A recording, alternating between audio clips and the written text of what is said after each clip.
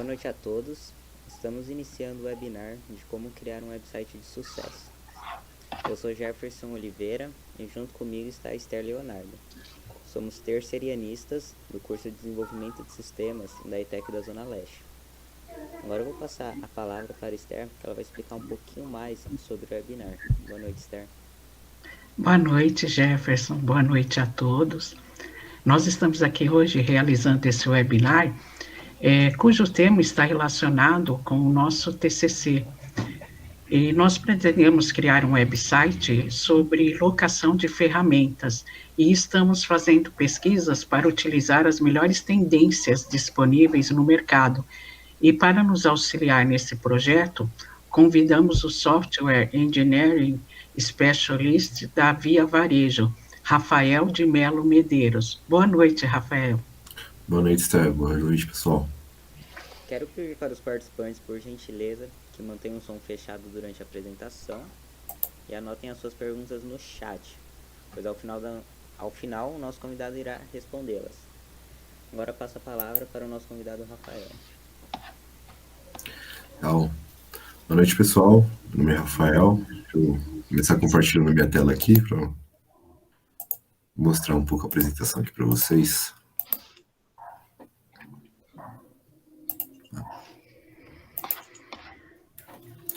Vocês estão conseguindo ver minha tela? Legal. Bom, o tema desse webinar ele é muito próximo assim, com a minha área de atuação de trabalho, né? Eu já estou 7 anos na área, contando com a parte de desenvolvimento, né? Então, aqui eu coloquei um pouco da minha carreira até aqui, né?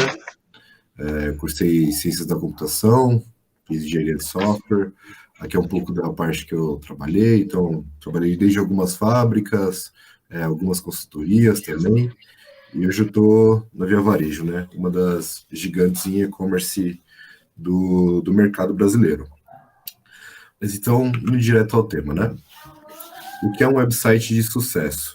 Bom, já focando direto no tema da nossa conversa mesmo, eu pensei em essa parte que é uma coisa que vai surgindo durante a nossa carreira em vários momentos, né? Desde quando a gente começa a estudar desenvolvimento, quando a gente começa a trabalhar, os primeiros sites que a gente começa a desenvolver, ou até quando a gente não está inserido na área mesmo, né?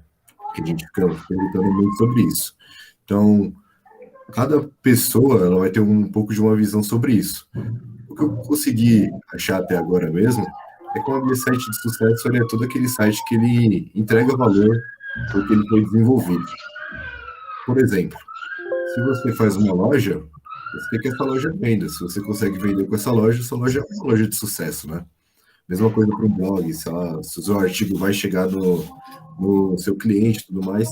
Isso tudo que vai trazer sucesso para o resultado final, né, do seu site. Então, pensando nisso, a gente vai procurando algumas formas de deixar o nosso site mais atrativo, de fazer uma coisa mais ali fechada com o propósito de cada coisa, né?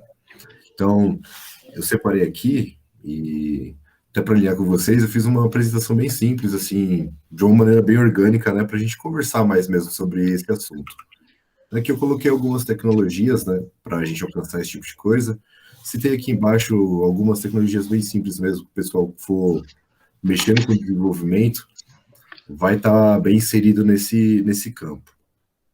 Então, assim, quando a gente vai escolher a tecnologia que a gente está pensando no nosso site, a tecnologia tem que ser um reflexo do que a gente quer fazer. Não necessariamente você pensar, eu vou estudar tal tecnologia porque isso aqui vai ser uma bala de prata para a gente para poder fazer qualquer coisa. Pelo contrário, cada coisa que a gente vai fazer quando a gente trata de sites e tudo mais, tem uma forma de ser feito e pode ser feito de diversas maneiras. A hora de escolher vai ser realmente alinhada com isso. Vou dar alguns exemplos. Se eu quiser tratar de algum blog ou alguma coisa do tipo, a primeira coisa que a gente vê na cabeça é a WordPress, que é uma plataforma pensada para isso. A gente vai já estar desenvolvendo de um formato que favorecia muito o modelo de negócio que eu estou propondo.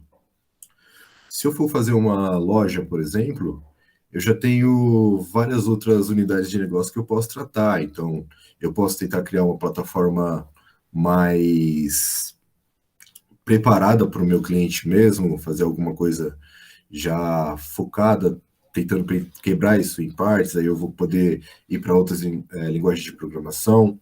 Então, algumas famosas, eu tenho o PHP, que atende muito bem nisso, eu tenho Node, a gente tem Golang, Java Web, .NET, várias linguagens para isso, e cada linguagem tem seu framework, né? Vai ser uma forma mais simples de trabalhar isso, né? Temos algumas camadas, por exemplo, a gente pode trabalhar nossa camada visual com alguns frameworks web, de JavaScript. Então, para esse caso aí, a gente pode trabalhar com Vue, a gente tem o Angular, tem React, a gente pode focar isso mais em um aplicativo também. Aí temos várias outras linguagens, tem o React Native, que está famoso, Kotlin, e aí vai, né? Então, eu coloquei algumas aqui só para explorar esse lado de vocês mesmo, para vocês irem buscando. Mas assim, quando vocês forem escolher a tecnologia, é muito importante que você foque primeiro no que você quer trazer, porque o sucesso do seu website vai estar muito relacionado ao foco que você dá a ele. Voltando àquela coisa de, se eu quero uma loja, tá, minha loja tem que vender, mas o que isso está realmente ligado com a linguagem, né? É alguma coisa mais relacionada ao negócio do que com a linguagem em si. Então, a linguagem ela vai ser uma consequência do que a gente está usando. A tecnologia que a gente for usar, ela sempre tem que ser uma consequência, um reflexo do que a gente pensou mesmo para poder criar aquilo. Então, é mais ou menos com isso. O pessoal que está começando agora, pelo menos quando comecei também na minha vez, eu tinha muito esse estigma de eu preciso focar em uma linguagem, eu quero virar um especialista em uma linguagem. E conforme você vai vendo que a linguagem ela é só um detalhe do todo, né? Vamos para cá. Junto com esse negócio da linguagem, está muito focado essa parte de usabilidade. Eu coloquei aqui duas palavras-chave que andam junto com a usabilidade, que é UX e UI. O que são essas palavrinhas? Isso vai estar muito ligado também com a forma que o nosso usuário ele vai ver o nosso site. Não adianta nada eu ter um site perfeito, a parte de back-end está toda maravilhosa, mas ele não seja agradável para o meu usuário. Então, nisso eu vou trabalhar ali a parte de UI, aí vou ter designers que vão fazer meu site, vai ter um site mais bonito e tudo mais. E eu também vou estar pensando na minha parte do UX, porque não adianta eu ter um site muito bonito, mas que eu não consigo usar. Então, tá vendo que essas coisas elas são mais ligadas ao foco do usuário do que ao foco da linguagem que eu vou usar e tudo mais. Então, assim, se eu estiver focando no meu site para um idoso, é interessante que eu tenha um monte de luz, um monte de coisa que eles vão ficar perdidos, não vão saber para onde ir. Então, é nesse ponto que o X vai agir mais, né? Eu vou estudar o tipo de usuário que eu quero para poder focar, fazer estudos de páginas, estudos de casos, para assim direcionar cada vez mais para que o meu usuário ele fique confortável em usar o que ele está tendo. E quanto mais confortável ele esteja de usar, quanto mais fácil ele ache as coisas, mais fácil vai ser para ele se manter no meu site. E mantendo ele no meu site, mais fácil de eu gerar uma conversão em cima disso. Então, assim, eu tenho um mindset muito focado para lojas, que é onde eu tô há mais tempo, né? Mas é muito difícil você ter todos os sites todas as pessoas que entram na sua loja, por exemplo, ela gerar uma conversão. E isso é uma coisa muito forte do UX de o porquê, né? Porque se uma pessoa entra numa loja, geralmente ela está querendo comprar alguma coisa, né? Então, como que eu vou fazer essa pessoa ter sucesso nessa compra? Tem até alguns estudos que dizem que qualquer coisa que você tenha que dar mais que 5 cliques, você já não quer mais, né? Então, É um dever muito grande do UX, e isso vai impactar completamente no resultado final do sucesso do seu site, né? De fazer isso. Então, basicamente, quando você entra em um site, ele tem que ser bonito, isso vai gerar muito impacto em cima de vocês, e ele tem que ser muito usual. Então, você não tem que pensar no que você quer fazer, você só quer fazer, né? Se eu entro lá nas Casas Bahia, por exemplo, e eu quero comprar um iPhone, eu vou entrar, eu vou digitar iPhone e eu já quero poder comprar meu iPhone, né? Isso é facilidade. Geralmente, tipo, os ícones que a gente usa, se eu penso em busca, o que me vem à cabeça? Uma lupa, eu tenho que ter um campo para digitar, a forma de digitar tem que ser confortável, os banners têm que ser focados no que está em alta no momento.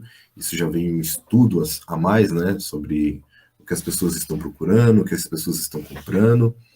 E isso vem muito aqui também com o próximo tópico que eu coloquei, que é a parte de SEO, né? Que é como eu vou relacionar essas coisas, né? Como eu vou deixar isso visível. Que para o meu site ter sucesso, as pessoas têm que encontrar o meu site, né? Então, uma coisa que todo mundo usa, né, é o Google hoje em dia. E fora a parte que a gente coloca anúncios e tudo mais, o SEO ele vai trabalhar muito nisso no que a gente coloca nas nossas páginas, né? Então ele vai estar junto ali com a indexação, vai estar junto com dentro do site mesmo como você acha as páginas, categorização, coisas do tipo. E é muito focado nesse lado, né? Então assim, eu quero comprar um iPhone. O exemplo que eu tinha usado antes. Se eu digitar iPhone no Google, vai me aparecer diversas lojas. O que vai ser um diferencial para que eu entre naquela loja? Geralmente, se a gente está usando o Google, a indexação do Google vai ser um parâmetro muito grande para a gente. Então, se eu consigo aparecer na primeira página do Google, já é meio caminho andado para mim ter visibilidade e ter conversão. Depois que eu conseguir ranquear o meu site, isso eu vou estar fazendo com a ajuda do CEO, e temos várias ferramentas, isso vai depender muito da linguagem que você escolheu, da plataforma que você escolheu, do framework e assim por diante. Mas quando eu consigo achar o site que eu quero e achar de forma fácil, já tenho o meu primeiro passo. Quando eu entro no site, aí volta para aquela parte, né? Eu vou pensar na usabilidade. O site que eu entrei, ele é bonito? A forma que ele me é apresentado, assim, com base em outros sites que eu já frequentei, elas me passam uma segurança? Ou tem cara de aquele site que tem cara de fraude, né? A gente olha e fala, olha, não vou comprar aí porque eu tenho medo, né? Então, assim, a parte do why, ela é muito importante porque ela vai estar geralmente ligada com isso, de você passar uma segurança para o seu usuário, você passar algo bonito, e também é um parâmetro para você olhar a concorrência, né? Olha, o site de fulano é mais bonito, eu me sinto melhor acessando ele. Então, isso ajuda. E UX, que é ali a experiência do usuário, vai fazer toda a diferença também de, olha, esse site ele é bonito e eu acho fácil, eu vejo as coisas, o preço ele está bem visível para mim. Eu quero saber alguma informação daquele produto, eu acho fácil. Eu não preciso ficar procurando, não preciso ir para outras páginas. Porque, por exemplo, eu já tive muito problema. Eu quero comprar um produto, em um site eu tenho que ver a descrição, aí eu vou procurar em outro para poder achar o preço que eu quero. E eu tenho que ficar vendo um monte de site para saber se o produto tem aquilo mesmo. Então, isso tudo são passos que a gente tem que pensar para deixar o nosso usuário cada vez mais confortável, né? Porque às vezes pequenas coisas fazem as pessoas perderem ou prenderem a atenção. E quanto mais a gente conseguir prender a atenção de um usuário dentro do nosso site, melhor é. Por exemplo, a gente tem que procurar, se a gente for fazer um artigo, eu tenho que procurar cores que vão ser agradáveis aos olhos, eu tenho que dar opção, por exemplo, eu tenho uma visão que já não é tão boa, então eu tenho que dar um jeito de poder aumentar essa fonte ou diminuir a fonte para que a pessoa consiga ver. Tem pessoas que veem em ambientes claros, outras pessoas veem em ambientes escuros, então talvez dar uma forma de poder mudar isso é algo interessante. Se eu for ver uma viagem, eu tenho que ter no meu site fotos do local, eu tenho que, se eu for alugar um apartamento, alguma coisa do tipo, eu tenho que ter fotos desse apartamento, do localização, do que tem o próximo a ele, todos esses tipos de coisa vão influenciar a qualidade final do nosso site, né? Então é muito importante que a gente veja toda a parte de negócio antes da gente pensar em qualquer passo que a gente for dar, porque o visual do meu site ele vai ser baseado em alguma diretriz que eu dei e, consequentemente, a tecnologia que eu vou escolher ela vai muito para esse lado também. E voltando a essa parte de como escolher a tecnologia, eu vou dar algumas dicas de para que lado ir, né? E o que pensar quando você vai escolher uma tecnologia. Hoje a gente fala muito em latência, escalabilidade, e essas coisas até assustam um pouco as pessoas que começam, né? Mas é algo que a gente vai tendo mais familiaridade conforme a gente vai mexendo com isso. Porque, por exemplo, qualquer linguagem que eu for usar, eu consigo entregar a mesma coisa que outra linguagem poderia entregar também. Porém, algumas coisas vão ser mais fáceis, outras coisas vão ser mais baratas, e isso tudo vai influenciar em como a gente vai pensar. Por exemplo, se eu quero criar uma API simples, eu vou pensar, se ela é simples, eu quero ter uma infraestrutura simples. Se eu pensar em uma infraestrutura simples, eu posso pensar em Node, que eu preciso de menos recurso para poder acessar mais coisas. Aí a gente vai ver o que vai encaixando, cada plug de cada coisa, né? Ah, eu quero ter uma API só para tratar, vou criar um microserviço para tratar o cadastro dos meus usuários, ou então só para enviar newsletter. O que que eu vou usar nisso? Ah, se eu já tenho uma plataforma pronta e eu só preciso de um robozinho para me plugar ali, um microserviço que vai me ajudar com isso, o Node vai me atender super bem e eu vou ter uma infra muito barata. Então, eu vou pensar, eu consigo escalar isso? Se eu tiver uma grande procura, Black Friday, eu preciso estourar, mandar um monte de e-mails, eu tenho um monte de cadastros novos, tem lead pipocando. Ah, o Node vai me atender bem? Vai. Então, eu posso escolher ele para isso. Talvez se nesse caso eu fosse para um Java, se eu fosse para um .NET, um C Sharp, que são linguagens mais clássicas e que geralmente grandes indústrias usem, ia me atender super bem também. Só que a minha infraestrutura ia ser muito maior. Então, às vezes, o gasto que eu vou ter com isso não, não vai ser legal. E isso vai estar impactando no meu sucesso, porque de um lado eu vou ter muita procura, vou ter muito lead, muita conversão, só que o lucro que eu tenho com base nisso não é tão legal. Então, isso é um ponto que eu tenho que pensar quando eu for escolher a minha tecnologia. Outro ponto. Eu estou fazendo minha loja, quero criar um hub para poder lidar melhor com meus pedidos. Eu quero separar meus módulos de pagamento, eu quero separar meus módulos de nota, eu quero separar tudo isso em um microserviço. O que que eu escolho para isso? Então aí a gente vai tateando em tecnologias que não são bem linguagens, mas ajudam a gente. Então, se eu for ter um monte de processamento ao mesmo tempo, como é que eu posso paralelizar isso? Como é que eu posso, talvez, trazer mais segurança para o meu negócio?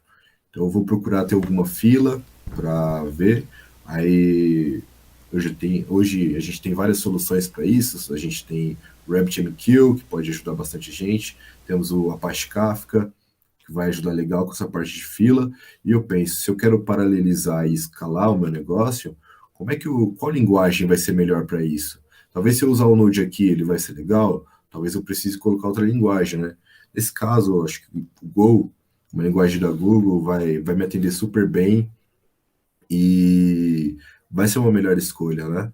Então, por lidar melhor com o paralelismo, ter isso já por padrão na linguagem. Então, assim, são escolhas que a gente tem que pensar de acordo com o nosso negócio para trazer sucesso. Não existe bala de prata, né? Tem aquele negócio da bala de prata, que ela mata lobisomem, mata vampiro e pessoas, mas para tecnologia isso não é legal. Já passei por lugares que queriam usar o WordPress para tudo, não era legal. Já passei por lugares que queriam usar Joomla para tudo, também não era legal. Já passei por lugares que queriam usar PHP para tudo, criavam plataformas. As plataformas elas têm uma vida útil, cada linguagem tem sua vida útil e ela precisa ter a manutenção adequada. Se essa manutenção adequada não é feita, a gente acaba gerando um problema, débitos técnicos, e todas essas coisas vão gerando uma dor de cabeça futura. Então, às vezes isso fica num erro de planejamento, e de novo, acaba não sendo culpa da linguagem, mas sim a forma que ela é usada. A gente tem que pensar, quando for criar qualquer plataforma, qualquer coisa, pensar no simples, mas também temos que imaginar a escalabilidade daquilo, né? Por exemplo, se a gente usa uma linguagem, ou um framework que seja, para alguma coisa que ele não é feito, porque a gente tem mais domínio naquele momento, e isso acontece bastante. Às vezes eu só sei PHP, eu tenho que me virar com o que eu sei. Isso vai dar muito certo a curto prazo. Por exemplo, eu quero abrir uma loja. Eu não sei fazer uma loja personalizada. Eu não conheço nenhuma tecnologia, eu só sei fazer WordPress, eu mexia com blog. Aí eu vou para um e-commerce, que é uma forma de trabalhar com isso. Vai ser legal a curto prazo, para criar pequenas lojas, vai ser muito bom. Só que a gente tem que procurar quais são as deficiências da linguagem que a gente está usando. Então, se eu penso em fazer uma loja com e-commerce, eu tenho que ver quais são os problemas do WordPress conhecidos pela comunidade. O WordPress é sabido que ele não trabalha muito bem o banco de dados. Se eu for ter uma loja, eu vou conseguir escalar ela. Então, às vezes, minha loja é pequena, mas aí eu estouro, aí eu não consigo escalar isso de maneira tão orgânica como seria com aplicações mais personalizadas. Então, assim, a curto prazo ela me atendeu bem, mas a longo prazo já não me atendeu tão bem. E isso pode ser também uma própria estratégia, né? Porque volta tudo naquilo. Para a gente ter sucesso, a gente tem que ver o foco que a gente está pegando. Se meu foco é vender poucas coisas no mês, se eu for fazer isso, vai me atender melhor, porque eu vou ter um custo menor de começo, do que se eu fosse fazer todo um produto personalizado para mim. Então, eu trabalhei com alguma coisa que ela vai surtir um efeito a curto, médio prazo, e a partir desse médio para longo, eu tenho outro planejamento. Então, essa é uma forma de eu obter sucesso com o que eu estou mexendo, ou eu posso ir entregando coisas que vão agregar de formas diferentes. Por exemplo, eu quero lançar minha marca. Talvez eu não precise de um website. Hoje a gente tem Mercado Livre, hoje a gente tem o próprio Instagram. Eu consigo trabalhando isso, enquanto eu vou montando outras partes. Eu vou trabalhando a minha marca em vez de colocar uma loja. Então, eu vou trabalhar minha marca, eu posso usar o WordPress para isso. E conforme eu for colocando meus produtos e depois eu vou trabalhando paralelamente a isso, uma nova plataforma que vai me atender a longo prazo. São diversas formas que a gente pode atacar o mesmo problema, né? Mas tudo isso vai ser de acordo com o que precisamos. Então, tenham sempre em mente isso. Nunca pensem, eu preciso ter uma linguagem que vá fazer tudo. Não. Pesquise qual área vocês querem, o que vocês querem fazer no momento, a forma que vocês querem evoluir isso, e sempre ter um planejamento contínuo, né, de curto, médio e longo prazo, para vocês saberem como que vai ser isso, até para vocês colocarem a sua expectativa e alinhar muito bem isso, para vocês verem o sucesso, porque o sucesso é uma coisa relativa e é uma coisa que a gente vem trabalhando, né? Então, o que eu estou fazendo agora pode me gerar sucesso agora, eu posso enxergar isso como sucesso, mas amanhã eu posso enxergar isso como de outra forma, ou eu posso gerar alguma coisa para agora, para curto prazo, que vai me frustrar, só que a médio prazo eu posso ter um ganho muito maior. Então, é muito bom a gente ter essa parte de alinhamento de expectativa para poder gerir o nosso sucesso também. Porque muitas coisas não vão ser de acordo com o nosso website em si, com a tecnologia, com tudo. Eu posso ter um blog, por exemplo. Eu posso ter um blog feito com a melhor tecnologia, tá pensando em um UX maravilhoso, ter um UI lindo, o SEO totalmente trabalhado, só que o core do meu produto, que é escrever os artigos, eu não tenho. Então, tudo que eu escrevo ganha muita visibilidade, faz acontece, mas o meu conteúdo não é bom. Então, isso vai estar atrapalhando no meu sucesso. Está diretamente ligado, mas não é uma área da tecnologia, né? Que a tecnologia está aí mais para resolver problemas que a gente não consegue resolver normalmente. Mas ela é um apoio, né? É uma ferramenta como qualquer outra. Então, se eu quiser criar um blog de sucesso, primeiro eu tenho que saber escrever artigos bons.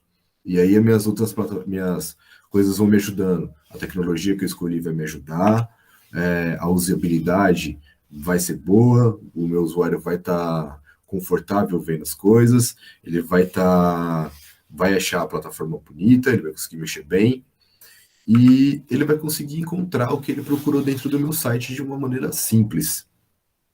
É a mesma coisa com um produto. Ah, eu quero abrir uma loja, só que beleza, o produto que eu estou trabalhando não é um produto muito vendável, ou às vezes eu não tenho um preço tão competitivo com o mercado. Você olha o site traz tudo isso, mas você vai ter que trabalhar o negócio para você ter o sucesso também. Então, a gente tem que ter esse mindset andando junto entre o negócio, a tecnologia e o foco para você ter ali, para aquele momento, o que você espera, para você trabalhar toda a expectativa. Porque o sucesso, ele não é algo que você alcança. O sucesso você tem que se manter. Ele não é a linha de chegada, ele ainda é a caminhada. Então, uma vez que a gente faz um planejamento, e isso é algo contínuo, algo que você exercita, você vai obtendo sucesso. E isso tem que ser muito bem alinhado com suas metas, suas métricas, e aí tem várias formas de lidar. Por exemplo, o SEO ele vai ajudar muito a gente também para manter métricas, e aí a gente tem diversas coisas que conseguem atuar nisso. O próprio Google tem o Analytics dele, que vai ajudar muito nisso. Eu consigo saber, por exemplo, quantas pessoas estão acessando meu site, dessas pessoas que acessaram meu site, onde elas mexeram, do que elas mexeram, quantas delas eu tive uma conversão, por exemplo, e a partir disso eu consigo trabalhar coisas mais personalizadas para o meu cliente. Por exemplo, vou dar outro exemplo da Casas Bahia. Uh, eu entro todo dia e procuro um iPhone, por exemplo, voltando nesse exemplo, né? Ah, eu tô olhando meu iPhone, eu tô namorando ele, eu vejo, cada vez mais eu olho coisas da Apple, olho celulares, só que eu nunca fecho. Então, por que que eu não fecho essa compra e tudo mais? Daí a gente vem para aquelas coisas de toda página que você vai, a gente coloca um cookiezinho ali e onde você vai ter uma propaganda do iPhone, aí você fica pensando naquilo. Aí a propaganda ela já é para Casas Bahia. Você vacilou, você clicou, você já está lá com o banner aberto da Casas Bahia lá, mostrando um iPhone bem grande para você. Então, essas coisas é trabalhar o marketing. Aí eu entro, aí já vem toda aquela parte de UX. Eu tenho que entender o meu produto, tenho que tirar todas as dúvidas do cliente ali, para ele não ter que procurar em outra página, que às vezes eu estou olhando ali nas Casas Bahia e falta alguma coisa para me que ainda não me estou satisfeito com o nível de informações que eu tenho. Aí eu vou na concorrência e olho e tem mais informações. A chance de eu voltar nas Casas Bahia é quase zero nesse momento. Então, eu não vou ir atrás dele mais. Aí eu vou ver, por que que ele clicou nisso? Talvez o iPhone está muito caro, que quem mora no Brasil sabe o preço, né? Então, talvez eu tenha que mostrar um celular, um smartphone, que atenda ele da mesma forma, mas que tenha um preço mais competitivo. Então, ele pesquisa muito isso aqui, eu vou mostrar algumas alternativas para ele. Porque aparece aquele famoso, quem viu isso também comprou isso, more like this, coisas desse tipo. Então, são formas de você trabalhar dentro do seu segmento uma maneira de te entregar mais coisas. Se eu estou num artigo, eu li um artigo sobre Covid, por exemplo, que está aí. Eu coloco mais artigos relacionados. Olha, você leu sobre o Covid? Esse aqui é uma palestra de tal pessoa, isso aqui é uma de outra, tal país lidou dessa maneira, e assim vai indo para você manter o seu usuário cada vez mais dentro do seu site, para você gerar leads, para você ter coisa, você assinar newsletter, fazer isso de uma forma que a pessoa não fique incomodada, só vai ficar chegando e-mail toda hora, não, ser algo focado. Olha, você viu esse artigo, aí você manda uma newsletter para o seu usuário. Olha, tem mais artigos dessa maneira.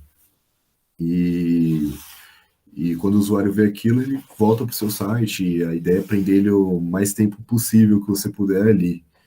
E dessa forma, isso para mim, na minha visão, é encontrar de fato o sucesso dentro de um website.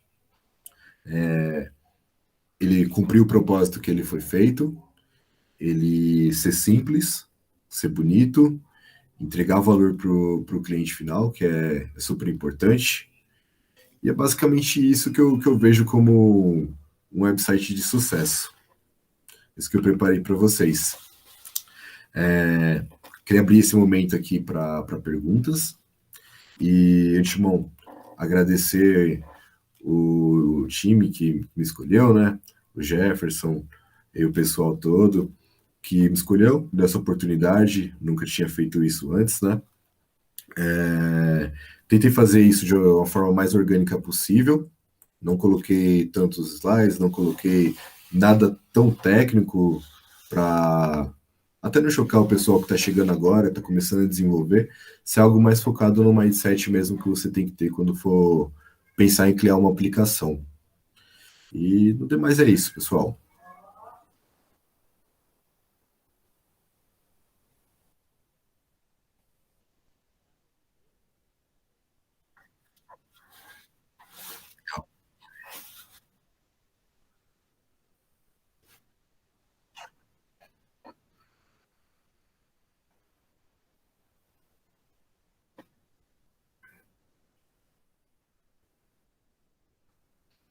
Olha, para esses tipos de caso, vai facilitar e também vai nos limitar ao mesmo tempo. Pensa assim, você vai usar uma plataforma do Wix para fazer uma loja, por exemplo. Aí você entra, tem um monte de propaganda do Wix. Você está meio que fazendo já uma propaganda gratuita para o Wix em vez do seu produto. A pessoa ela vai entrar, ela vai ter mais aquilo na mente do que o seu próprio produto. Porém, pode ser uma maneira de você tratar isso como estratégia, que nem eu falei no começo. Eu coloquei o Wix agora, porque é o que eu tenho budget para atacar. Então, eu vou trabalhar isso enquanto eu trabalho a minha marca. Quando a minha marca ficar maior e eu tiver um retorno financeiro maior, aí eu posso migrar isso. Mas a gente tem diversas outras plataformas que conseguem melhorar isso. Hoje em dia, eu não preciso criar uma loja se eu quiser vender um produto.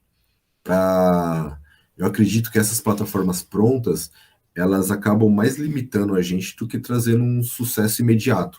Então seria mais legal, mais interessante eu trabalhar com o Mercado Livre, enquanto eu tenho ali um Instagram para trabalhar toda a minha marca, trabalhar a identidade visual dos meus produtos e fortalecer isso, até que eu possa ter de fato uma loja física mesmo ali, física não, né? Uma loja web que vai ter uma conversão maior e já vai passar mais credibilidade. Eu não vou precisar ter propagandas, eu vou ter um domínio próprio, vai ser algo que eu vou sentir muito mais confortável e vai ser muito mais personalizado para o tipo de produto que eu quero vender.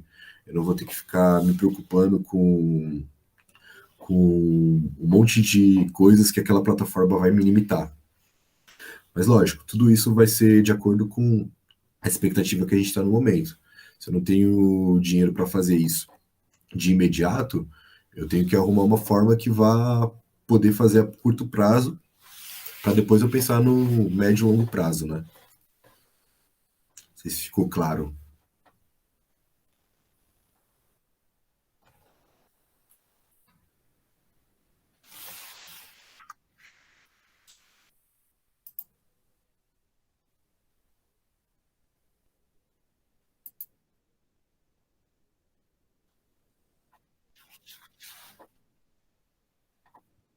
Jefferson, posso fazer uma pergunta para o Rafael?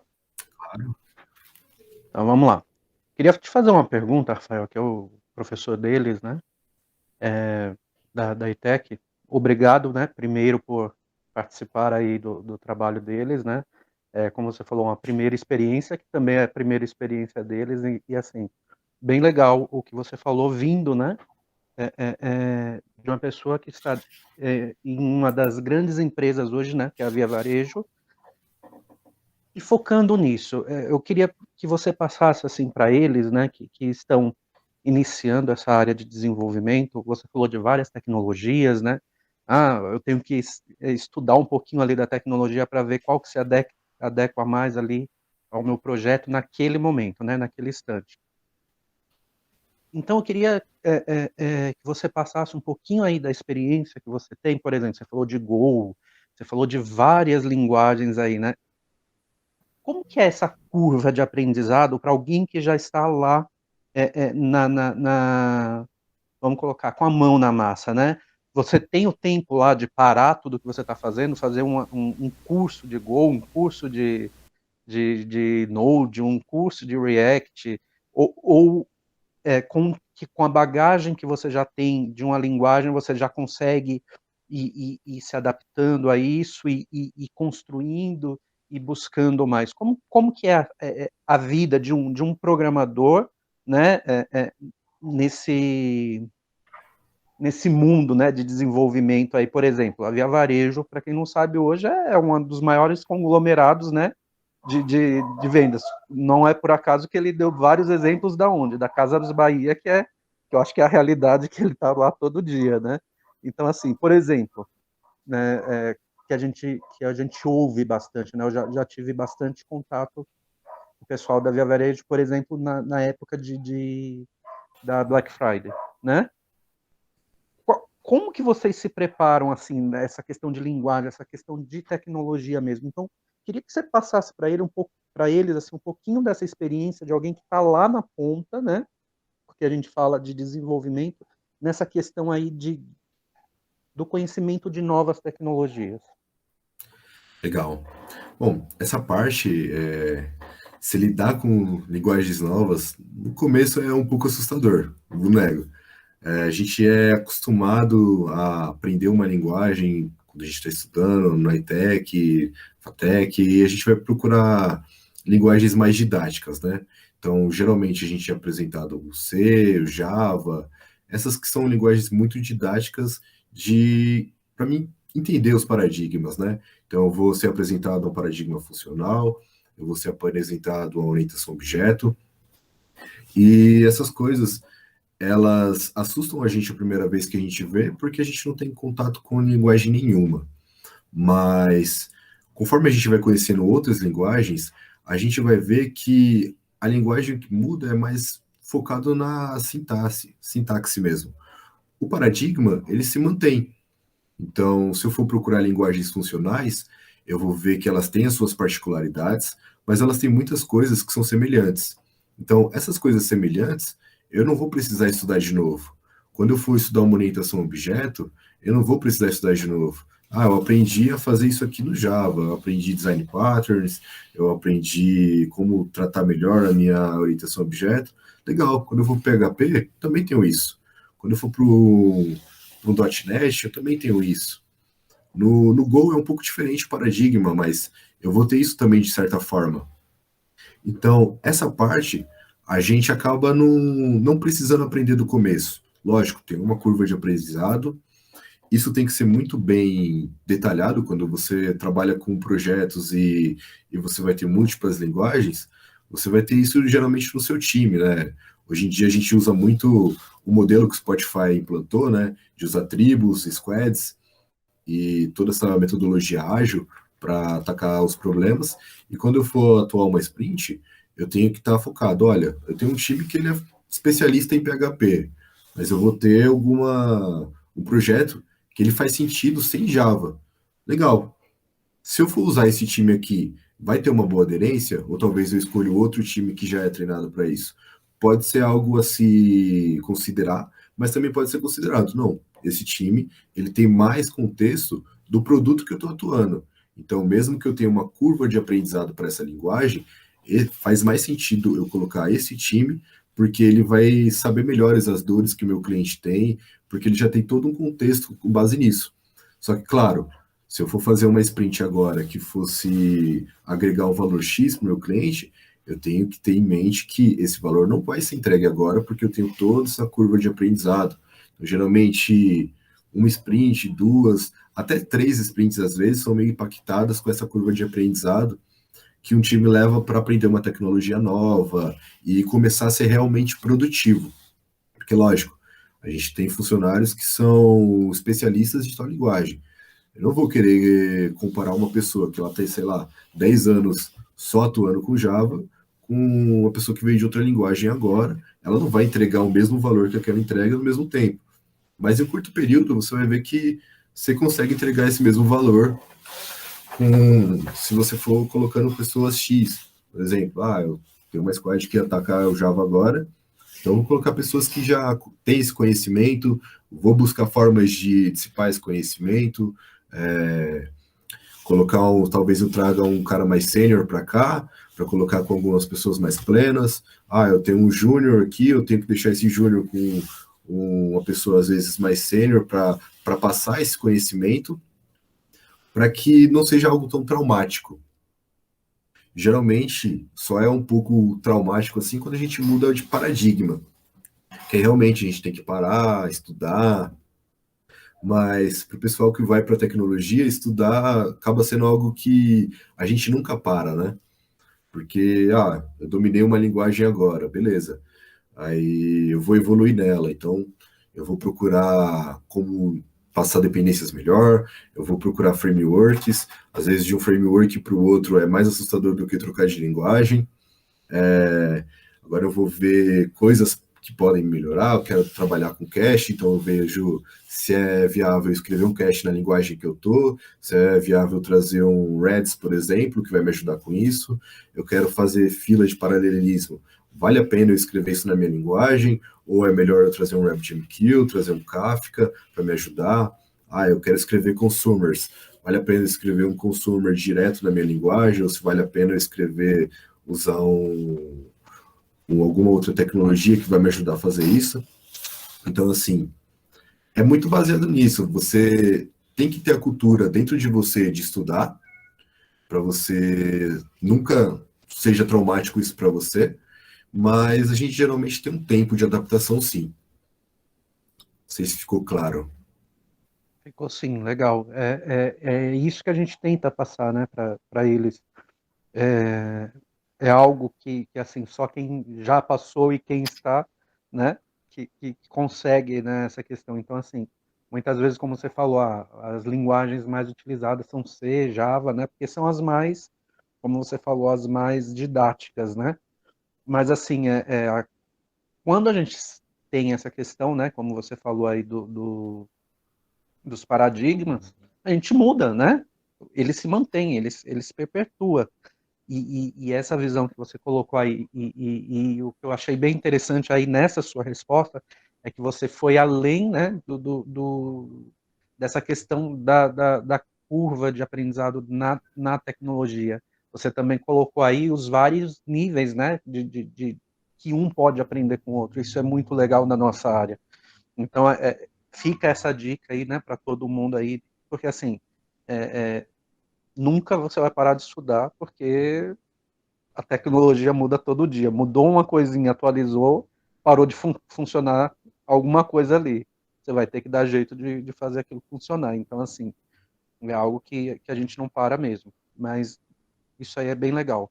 Então, obrigado, Rafael, pela oportunidade, né, de estar aqui passando a sua experiência, né, eu, né, como professor da turma, né, coordenador do curso, agradeço aí a sua participação, agradeço a sua disponibilidade, né, que não é tão simples assim conseguir alguém do mercado para vir dar uma palavra, né, com o pessoal, então eu agradeço bastante aí a você. Eu que agradeço pela oportunidade, eu acho sempre legal alguma forma da gente retribuir para a comunidade, né? A gente pega tanta coisa da comunidade, então sempre que puder é legal a gente retribuir isso, né? Então, muito obrigado aí pelo convite. quando voltarmos ao presencial, esteja convidado a ir no presencial também. Né? Nós precisamos sempre de palestrantes, dessa troca. Então, se sinta já convidado quando nós voltarmos presencial para você fazer uma visita para a gente lá na ETEC. Legal, fico muito feliz com o convite. Eu queria agradecer a presença de todos, em especial a sua, tá, Rafael? Muitíssimo obrigada. Jé, é com você. Se alguém tiver mais alguma pergunta, fica à vontade, tá?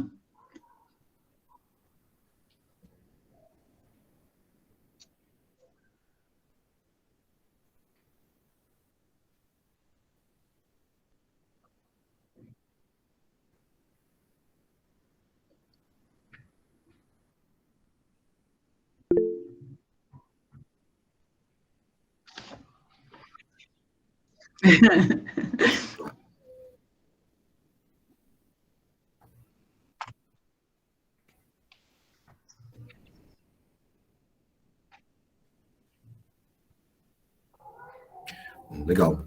Bom, matemática em si, a gente não é tão cobrado. Lógico, vai depender muito da área que você vai atuar. Mas o que a gente precisa exercer bastante é a lógica. Então, essa parte de lógica é algo imprescindível. A gente sempre tem que estar mexendo ali, porque é isso que a gente vai usar para poder desenvolver o nosso código e o produto final, né? A parte de inglês, você não é obrigado, mas ela te facilita demais, porque isso é algo do mundo inteiro, né? Então, se eu tenho alguma dúvida, se eu for pesquisar em português, eu estou me limitando a ter problemas que se passaram no Brasil. Só que as linguagens que a gente usa, as tecnologias no gerais, elas são tecnologias usadas no mundo inteiro. E a linguagem mais falada no mundo é o inglês, né? Então, se eu pesquiso alguma coisa em inglês, a chance de eu conseguir uma resposta é muito maior do que se eu procurar em português. Então, eu acredito que seja mais nisso que vai me ajudar. Algumas linguagens não têm documentação traduzida, lógico que isso está cada vez menor, geralmente são apenas linguagens novas que não têm documentação traduzida, mas a parte em inglês ela é muito mais assim, orgânica de você pegar do que se você for pegar algo traduzido. E também é muito legal quando a gente vai escrever o nosso código, tá muito forte a cultura de startup no Brasil. Então, se eu for escrever o meu código, é interessante que eu escreva ele em inglês, porque se um dia eu for vender o meu código para alguma startup ou virar algo maior, vai ser muito mais fácil a transição disso e muito mais simples ele ser comprado também, porque o código ele já é internacional. Então, o inglês eu vejo como algo sim que agrega muito valor. Você não é obrigatório você ter, mas se você tem o inglês, ele te deixa muito à frente. Quanto ao ambiente, eu não entendi muito bem se é o ambiente de trabalho, do que você precisa ter para poder trabalhar mesmo, ou se é ambiente de desenvolvimento. Vou falar um pouquinho de cada. Para ambiente de trabalho mesmo, a gente não precisa de muito, né? Tendo um computador ali legal e os periféricos que vão te ajudar já é o suficiente. Você já consegue desenvolver na sua casa mesmo, ainda mais agora na pandemia, com quase todas as empresas assumindo home office. Isso já vai te atender bem. Aí vai variar com o que você mexe para você saber as configurações do seu computador, memória e tudo mais. E coisas assim. Agora, um ambiente de desenvolvimento mesmo, eu gosto muito de usar Docker, porque o Docker ele simula muito o que a gente usa no mercado. Então, agora acho que vocês não vão acabar pegando isso, porque já é um problema que vem sendo solucionado com o tempo, mas quando eu comecei a desenvolver era muito comum, tipo, você pegar desenvolvedores que faziam aplicações e quando isso ia para produção ela quebrava. Aí vinha a famosa frase de, funciona na minha máquina. O Docker ele vem para mitigar esse tipo de problema, então eu consigo simular uma imagem no meu computador, criar um container que vai ter as mesmas configurações de produção. Então, eu estou trabalhando em produção com um PHP mais antigo, por exemplo, estou trabalhando com legado. Aí, na minha máquina, eu instalei a última versão, meti o PHP 8 e eu começo a usar várias funções do meu PHP 8. Quando eu for subir para produção, isso vai quebrar. Se eu usar o Docker, eu posso colocar ali a minha versão para usar exatamente a versão que eu vou usar em produção. Então, eu já mitigo esse problema. E se eu estiver em mais de um projeto, eu não preciso ficar trocando a versão da minha máquina, eu só troco a configuração do meu container. Então, eu posso ter um projeto com PHP 5.3, com PHP 5.6, outro com 7 e assim por diante. Então, para ambiente de desenvolvimento, eu acho que o Docker seja imprescindível, ter uma boa ideia, conhecer como ela funciona. Hoje a gente tem o VS Code, que é gratuito e é uma ótima ferramenta. A gente também tem as ferramentas da JetBrains, que são ótimas, são pagas, são meio carinhas, mas elas entregam muita performance para desenvolvimento. Eu acho que acredito que seja isso. Rafa, agora eu tenho uma perguntinha para você, tá? Aproveitando esses últimos minutos. Você acredita que o Git, um sistema de versionamento de código, é a ferramenta mais importante para um programador? Olha, o Git, para mim, ele é algo tão importante que ele tem que ser algo natural. Eu acho que o Git não é mais uma opção para a gente considerar quando a gente vai fazer qualquer coisa. Porque hoje, até quando eu vou criar uma POCzinha assim, escrever qualquer coisa, escrever o primeiro Hello World em alguma linguagem nova, eu já versiono isso, porque eu consigo ver toda minha evolução, conforme eu vou comitando as coisas, e é imprescindível eu ter o meu código versionado.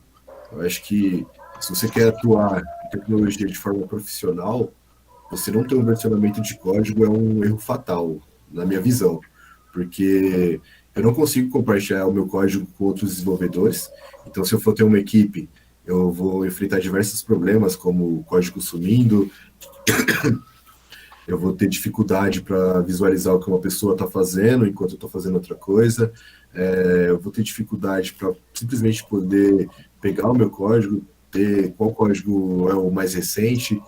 Aí você entra em vários problemas com pessoas criando, vai criar pasta, aí cria uma pasta new, aí cria new 2, newer, aí vai criando para as outras, old 1, old 2, e vai tendo um monte de lixo no seu repositório. Quando vai ver, você não sabe mais o que é o que, você não sabe qual versão você manda para produção, qual versão você está trabalhando, qual é mais recente, coisas do tipo. Desculpa. Mas eu acredito que seja algo imprescindível. Certo, Rafa. Mais alguma pergunta?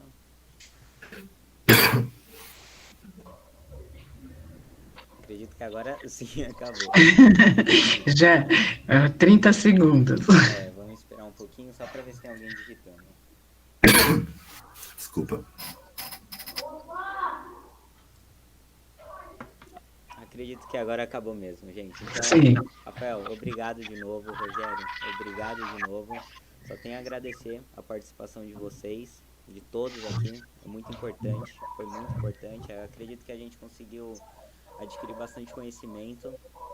O Rafael, assim que tiver uma oportunidade, as aulas voltarem presencial, se ele pudesse dar uma palestra, porque ele já está no mercado, então ele conhece um pouco do ambiente de trabalho em si.